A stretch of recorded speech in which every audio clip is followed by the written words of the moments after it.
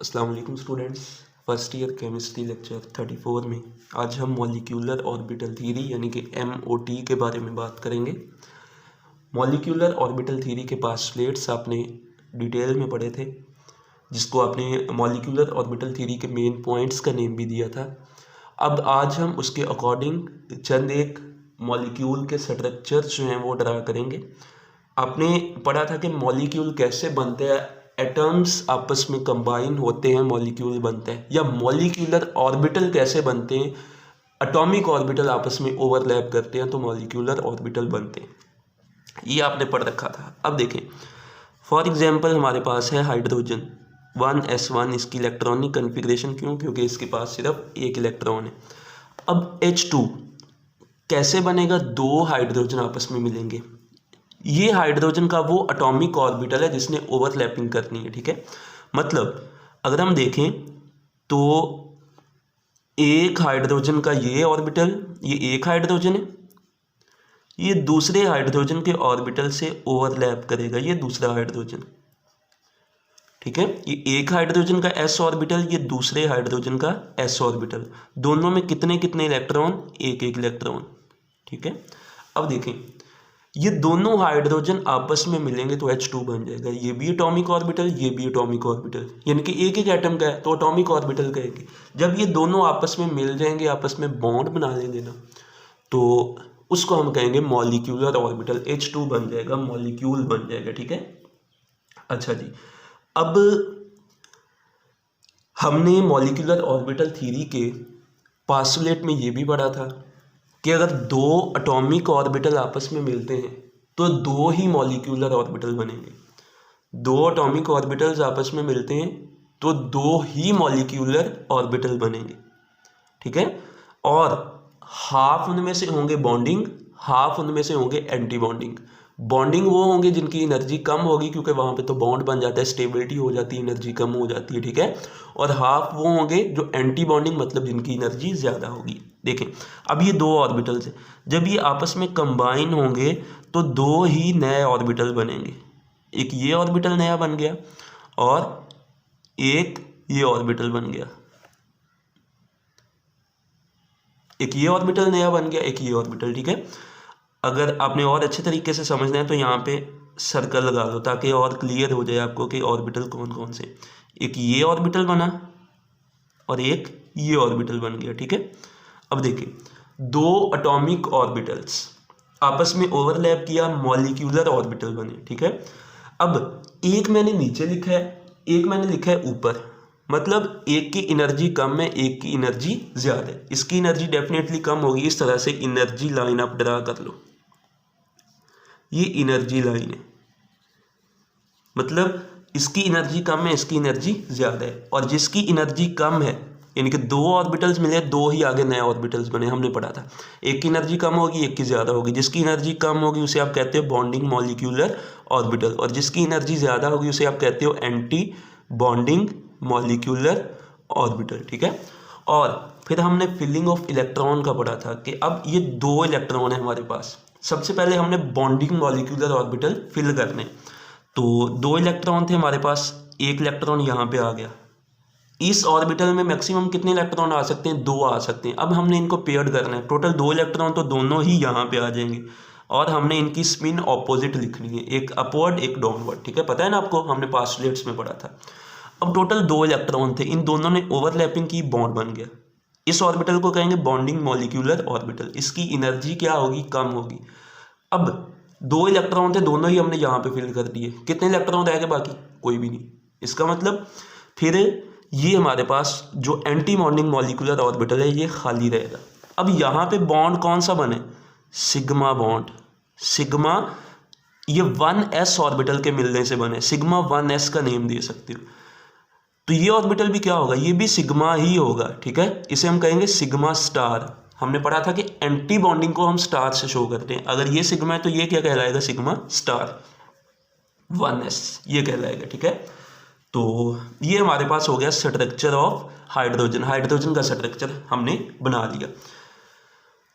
अब हमने ये भी पढ़ा था कि मॉलिक्यूलर ऑर्बिटल थ्योरी हमें कितनी चीज़ों के बारे में इंफॉर्मेशन देगी। मॉलिक्यूलर ऑर्बिटल थ्योरी हमें बताएगी बॉन्ड ऑर्डर के बारे में, कि अगर हाइड्रोजन का मॉलिक्यूल बना है तो इसके दरमियान कौन सा बॉन्ड है, सिंगल बॉन्ड है, डबल बॉन्ड है या ट्रिपल बॉन्ड है। इसे आप कहते हो बॉन्ड ऑर्डर, के बॉन्ड ऑर्डर के बारे में हमें ये बताएगी। दूसरी चीज़ जो हमें ये बताएगी इनकी रिलेटिव इनर्जीज के बारे में, रिलेटिव इनर्जीज के बारे में बताएगी कि किस ऑर्बिटल की एनर्जी कम है, किस ऑर्बिटल की एनर्जी ज़्यादा है। दूसरी चीज़, तीसरी चीज़ जो हमें बताएगी ये होगी पैरामैग्नेटिज्म। पैरामैग्नेटिज्म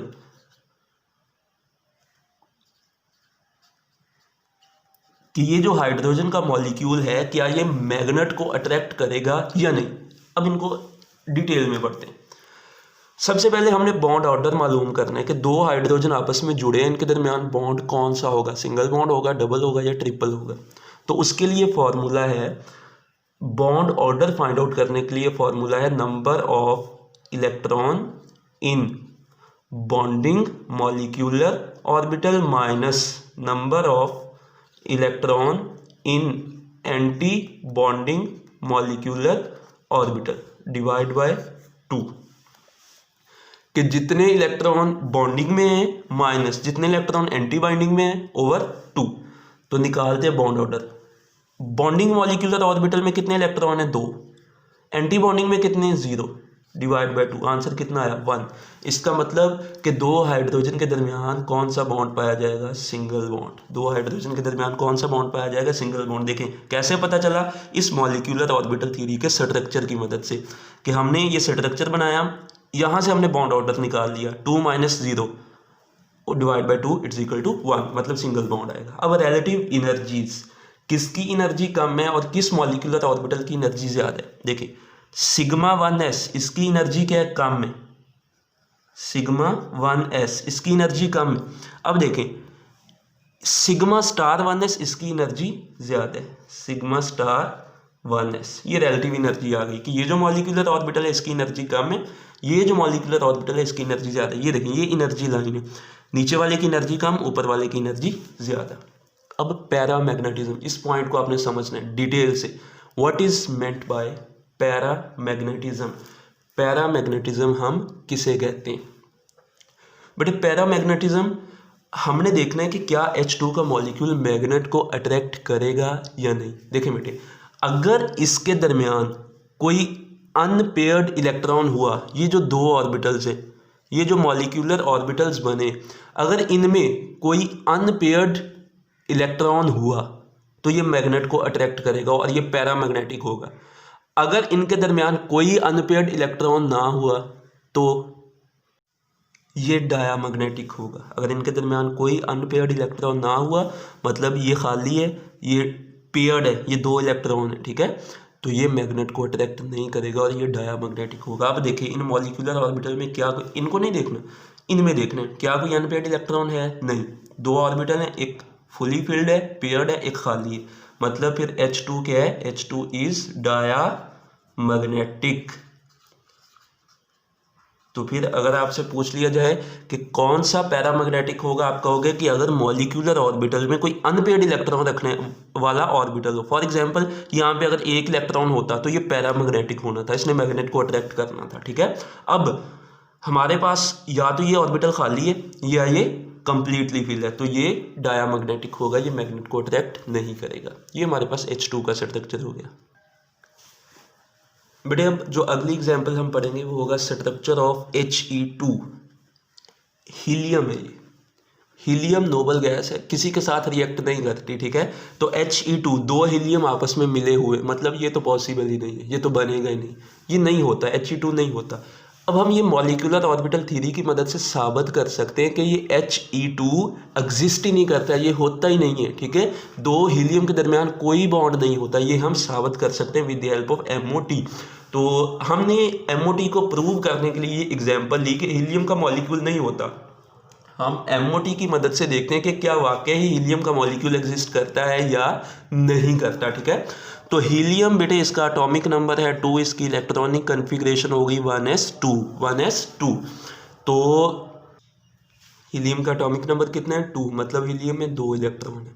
अब He2 कैसे बनेगा, 2 हीलियम आपस में जुड़ेंगे फिर ये बनेगा, और ये होता नहीं है क्योंकि नोबल गैस है, नोबल गैस रिएक्ट नहीं करती, ठीक है। हमने फर्ज किया कि हम रिएक्ट करवा के देख लेते हैं कि क्या इनके दरमियान बॉन्ड होता है या नहीं।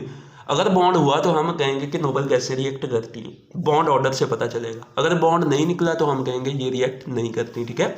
तो हमारे पास He2 है, He2, तो 2 हीलियम आपस में मिलेंगे, आपको पता है 2 हीलियम, एक हीलियम ये है, एक हीलियम ये भी 2s 1s, ये भी 1s, इसमें भी एक इलेक्ट्रॉन, इसमें भी एक इलेक्ट्रॉन, और 2 ऑर्बिटल हैं, आपको पता है 2 ऑर्बिटल मिले तो 2 ही नए मॉलिक्यूलर ऑर्बिटल बनेंगे। ऐसे ही एक होगा बॉन्डिंग, एक होगा एंटी बॉन्डिंग, एक बॉन्डिंग एक एंटी बॉन्डिंग, ठीक है। अब इसमें भी 2 इलेक्ट्रॉन थे, इसमें भी 2 इलेक्ट्रॉन, 1s2, मतलब 2 इलेक्ट्रॉन है इसमें भी 2, इसमें भी 2, टोटल 4 इलेक्ट्रॉन फिल कर दें। पहले इसमें करेंगे, इसमें 2 ही आएंगे, 2 इलेक्ट्रॉन, बाकी 2 ऊपर चले जाएंगे। इसका नेम क्या है, सिग्मा 1s, क्योंकि ये सिग्मा बॉन्ड है 1s के मिलने के नतीजे में बने, ये सिग्मा स्टार 1s, ये हीलियम का MOT के अकॉर्डिंग स्ट्रक्चर हो गया। अब बॉन्ड ऑर्डर निकाल के देखते हैं, बॉन्ड ऑर्डर निकाल के देखते हैं कि क्या इनके दरमियान बॉन्ड है या नहीं। तो बॉन्ड ऑर्डर कैसे निकालते हो, number of electron in bonding molecular orbital, ये बॉन्डिंग मॉलिक्यूलर ऑर्बिटल है जिसकी एनर्जी कम है, ये एनर्जी लाइन है, यानी कि इसकी एनर्जी कम, इसकी एनर्जी ज़्यादा। अब बॉन्ड ऑर्डर जब निकालोगे तो number of electron in bonding molecular orbital कितने हैं, 2, minus number of electron in anti bonding 2 divide by 2, answer कितना है 0/2। क्या आंसर है 0, मतलब इनके दरमियान कोई बॉन्ड नहीं है। अगर बॉन्ड ऑर्डर 0 आ गया मतलब 2 हीलियम के दरमियान कोई बॉन्ड नहीं है, मतलब ये आपस में जुड़ ही नहीं सकते। तो MOT ने फिर ये भी प्रूव किया कि हीलियम का मॉलिक्यूल He2 नॉट एग्जिस्ट, ये एग्जिस्ट नहीं करता क्योंकि इनका बॉन्ड ऑर्डर कितना निकला 0, इनके दरमियान कोई बॉन्ड ही नहीं है। तो ये 2 स्ट्रक्चर हो गए हाइड्रोजन और हीलियम का। स्टूडेंट्स नेक्स्ट हमारे पास स्ट्रक्चर है N2 का। हम देखेंगे कि N2 जो है ये मॉलिक्यूल कैसे बना और इनके दरमियान बॉन्ड ऑर्डर कौन सा है, कौन सा बॉन्ड पाया जाता है। नाइट्रोजन के दरमियान आपको पता है ट्रिपल बॉन्ड पाया जाता है और ये हम प्रूव करेंगे with the help of MOT। फिर हम इनकी रिलेटिव एनर्जीज बताएंगे, फिर हम ये बताएंगे कि क्या ये पैरामैग्नेटिक है या डायामैग्नेटिक है, मतलब मैटर जो मैग्नेट है उसको अट्रैक्ट करता है या नहीं। तो nitrogen electronic configuration 1s2 2s2 4 हो गए, P में 3 आएंगे, PX PY PZ में कन्वर्ट कर लिया, P को तीनों में एक एक इलेक्ट्रॉन, ठीक है। अब 1s2 ये पहला शेल तो मुकम्मल है, मतलब ये बॉन्ड बनाने में हिस्सा नहीं लेगा, ठीक है। दूसरे शेल के जो ऑर्बिटल्स हैं ये बॉन्ड बनाने में हिस्सा लेंगे, और आपको पता है ये आपके पास एनर्जी लाइन है। और जब आप ऑर्बिटल्स मॉलिक्यूलर ऑर्बिटल्स बनाते हो तो सबसे पहले आपको पता है कम एनर्जी वाले ऑर्बिटल, फिर आप ज़्यादा एनर्जी वाले ऑर्बिटल्स लिखते हो, ऐसे ही है। तो अब ये हमारे पास टोटल 4 ऑर्बिटल्स ऐसे जिनकी हमने डायग्राम बनानी है। सबसे पहले 2s2 ये बॉन्ड बनाने में हिस्सा नहीं लेगा क्योंकि ये कम्प्लीटली फिल है, लेकिन इनकी डायग्राम बना लेते हैं। अब एक नाइट्रोजन ने दूसरे नाइट्रोजन से मिलना है, एक नाइट्रोजन के पास 2s, इस तरह लिख देता हूँ, इस एक नाइट्रोजन ने दूसरे नाइट्रोजन से मिलने 1s2 2s2 2px 2py 2pz, इनमें भी एक एक इलेक्ट्रॉन मौजूद है। अब ये तो बॉन्ड बनाने में हिस्सा नहीं लेगा। फिर 2s से जब मिलेगा, 2s से मिलेगा 2 एटॉमिक ऑर्बिटल है, आपको पता है, एक बॉन्डिंग मॉलिक्यूलर ऑर्बिटल बनेगा, एक एंटी बॉन्डिंग मॉलिक्यूलर ऑर्बिटल बनेगा। अब देखिए, एक बॉन्डिंग एक एंटी बॉन्डिंग, टोटल 4 इलेक्ट्रॉन है, फिल कर दो, 2 इलेक्ट्रॉन इसमें आ जाएंगे, 2 इसमें आ जाएंगे, ठीक है। यहाँ पे सिग्मा बॉन्ड बनेगा, यहाँ पे सिग्मा बॉन्ड, तो इसे सिग्मा 2s, चूँकि 2s के मिलने से बने इसे सिग्मा 2s कहेंगे, इसे सिग्मा स्टार 2s कहेंगे, ठीक है। अब ये कंप्लीटली फिल है, ये बॉन्ड बनाने में हिस्सा नहीं लेगा। ये डायग्राम अब ना भी बनाओ तो कोई फर्क नहीं पड़ेगा, ठीक है। असल चीज़ इस डायग्राम से निकलेगी, हमें यहाँ से नाइट्रोजन के स्ट्रक्चर का पता चलेगा कि इसका बॉन्ड ऑर्डर क्या है। अब ये अनपेयर्ड इलेक्ट्रॉन है, मतलब ये बॉन्ड बनाएंगे, PX इस PX से मिलेगा, PY से मिलेगा, PZ से मिलेगा और बॉन्ड बन जाएंगे। अब देखें ये P X P Y P G, एक नाइट्रोजन का P X P Y P G दूसरे नाइट्रोजन के लिए। अब टोटल 6 एटॉमिक ऑर्बिटल हैं। जब ये आपस में मिक्सअप होंगे तो 6 ही मॉलिक्यूलर ऑर्बिटल बनेंगे। उनमें से 3 जो हैं वो बॉन्डिंग होंगे, 3 एंटी बॉन्डिंग, मतलब 3 की एनर्जी कम होगी, 3 की एनर्जी ज़्यादा होगी। अब देखें इनकी एनर्जी कम क्यों है, क्योंकि ये बॉन्ड बनाएंगे। अब सबसे पहले सिग्मा बॉन्ड बनेगा 2px, और 2px आपको पता है नाइट्रोजन के दरमियान ट्रिपल बॉन्ड, 1 सिग्मा 2 पाई। सबसे पहले सिग्मा बॉन्ड बनना है, तो ये जो px है ये दूसरे px से मिलेगा और सिग्मा बॉन्ड बन जाएगा, सिग्मा 2px। इसे मैंने क्या कहा, सिग्मा 2px, ये एक मॉलिक्यूलर ऑर्बिटल बन गया। फिर ये जो py और pz है ये आपके पास बनाएंगे 2 पाई बॉन्ड, मतलब ये ओवरलैप करेंगे और पाई मॉलिक्यूलर ऑर्बिटल बनेंगे, पाई बॉन्ड बनेगा यहाँ पे, ठीक है। तो अब देखें px पहले लिखा है, मतलब इसकी एनर्जी कम है, लेकिन यहाँ पे मैंने px को ऊपर लिखा है, px होना तो नीचे चाहिए था क्योंकि इसकी एनर्जी कम है, क्योंकि पहले हम कम एनर्जी वाले लिखते हैं फिर ज़्यादा एनर्जी वाले। अब px को मैं ऊपर क्यों ले गया, इसकी वजह यह है कि नाइट्रोजन के केस में s और p के दरमियान जो गैप है ना, s और p के दरमियान जो एनर्जी गैप है वो बहुत कम है, जिसकी वजह से वो आपस में इंटरमिक्स होके px की एनर्जी बढ़ा देते हैं, जिसकी वजह से हम px को ऊपर ले जाते हैं, क्योंकि अब इसकी एनर्जी ज़्यादा हो गई है py और pz की निस्बत, इसलिए हमने इसको ऊपर लिखा। तो जब ये 6 एटॉमिक ऑर्बिटल आपस में मिक्सअप करेंगे, 3 बॉन्डिंग और 3 ही एंटी बॉन्डिंग, ठीक है। अब देखिए जब एंटी बॉन्डिंग में लिखें py और pz की एनर्जी कम थी तो इसको हमने नीचे लिखा, px की एनर्जी ज़्यादा है तो इसको ऊपर। अब px और px मिलेंगे, सिग्मा बॉन्ड बनेगा, सिग्मा 2px। ये py pz मिलेंगे तो पाई बॉन्ड बनेगा, पाई 2py पाई 2pz। और एंटी बॉन्डिंग में हम इसको कहेंगे सिग्मा स्टार 2px, इसको कहेंगे pi star 2py pi star 2pz। अब टोटल 6 इलेक्ट्रॉन है। इलेक्ट्रॉन की फिलिंग कैसे करते हैं, पहले एक एक इलेक्ट्रॉन फिर दूसरा इलेक्ट्रॉन, ठीक है। 6 इलेक्ट्रॉन पूरे हो गए। अब और इलेक्ट्रॉन कोई नहीं बचा, मतलब इन ऑर्बिटल में कोई इलेक्ट्रॉन मौजूद नहीं होगा, ठीक है। तो अब हम इनका लिखते हैं बॉन्ड ऑर्डर। अब हम बताते हैं कि दो नाइट्रोजन के दरमियान बॉन्ड डबल होगा, सिंगल होगा या ट्रिपल होगा। उसका फॉर्मूला क्या है, number of electron in bonding molecular orbital, वो कितने हैं, total 6, minus number of electron in anti bonding molecular orbital कितने, कोई भी नहीं, 0 डिवाइड बाय 2, कितना आंसर है 3। मतलब 2 नाइट्रोजन के दरमियान फिर कौन सा बॉन्ड पाया जाता है, ट्रिपल बॉन्ड पाया जाता है। ये बॉन्ड ऑर्डर हो गया। दूसरी चीज़ हमने रिलेटिव एनर्जीज के बारे में बताना है, रिलेटिव एनर्जीज। अब एनर्जीज सबसे पहले कम एनर्जी लिखें, फिर उससे ज़्यादा, फिर उससे ज़्यादा, फिर उससे ज़्यादा, ये लिखते जाएं। सबसे पहले कम एनर्जी किसकी थी, सिग्मा 2s की, सिग्मा 2s। उसके बाद एनर्जी किसकी आई, सिग्मा स्टार 2s की, सिग्मा स्टार 2s। ये आपने एनर्जी लिख दी। अब उसके बाद एनर्जी किसकी आती है, उसके बाद एनर्जी आती है पाई 2py और पाई 2pz, क्योंकि ये दोनों इक्वल है, ये एक ही जगह पे पाए जाते हैं, ठीक है, इनकी एनर्जी इक्वल है। उसके बाद बारी आती है pi 2py it is equal to pi 2pz की बारी आती है। उसके बाद आती है सिग्मा 2px, सिग्मा 2px आ जाता है, ये मॉलिक्यूलर ऑर्बिटल आ जाता है। उसके बाद sigma star 2py, sigma star pi star 2py, और ये किसके इक्वल है, पाई स्टार 2pz के इक्वल, क्योंकि ये दोनों एक ही पोजीशन पे, इनकी एनर्जी इक्वल ही होगी। और लास्ट पे किसकी आएगी, सबसे ज़्यादा सिग्मा स्टार 2px की एनर्जी आएगी, सिग्मा स्टार 2px। ये हो गया हमारे पास इनकी एनर्जीज। अब लास्ट पे तीसरी चीज़ जो हम पढ़ेंगे वो होगी पैरामैग्नेटिज्म, वो होगी पैरामैग्नेटिज्म।